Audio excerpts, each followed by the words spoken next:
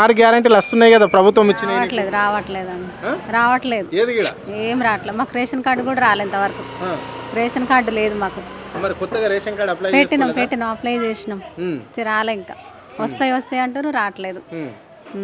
ఇంకా మరి కేసీఆర్ ప్రభుత్వంలో ఏమొచ్చినాయి, రేవంత్ రెడ్డి ప్రభుత్వంలో నీకేం రాకొచ్చినాయి? ఆయనే మంచిగా చేసిండు. ఏం చేసిండు ఆయన? అన్నిటికీ, దేనికైనా, నీళ్ళకైనా కరెంటుకైనా ఏం ప్రాబ్లం లేకుండా చూసిండు ఆయనే. మరి 15 నెలల్లో రేవంత్ రెడ్డి కూడా అదే చేస్తున్నాడు కదా, కరెంట్ ఉంటుంది. ఎవరికి చేయలే. ఇంకా కరెంటు పోతుంది కానీ ఆడ వస్తుంది. మధ్యాహ్నం అంతా తీస్తుండు కరెంట్ అంతా. ఏం లేదు. మరి నీకు 2500 వస్తున్నాయా? రావట్లే. గృహలక్ష్మి ఏం రావట్లేదు. గృహజ్యోతి పథకం కింద ఏం లేదు. గృహలక్ష్మి పథకం కింద అన్ని పెట్టినాం, ఏం రావట్లే. రేషన్ కార్డు రావట్లేదు. ఇస్తారట కొత్త రేషన్ కార్డు. మరి మాకు వస్తే మంచిదే కదా రేషన్ కార్డు. పూలదండ వేసి పెడతాం రేవంత్ రెడ్డికి.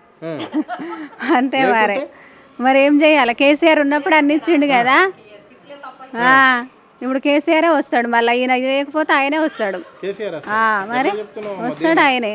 మరి అందరూ ఆయన మంచిగా చేసిండు కాబట్టి ఆయన వస్తాడు.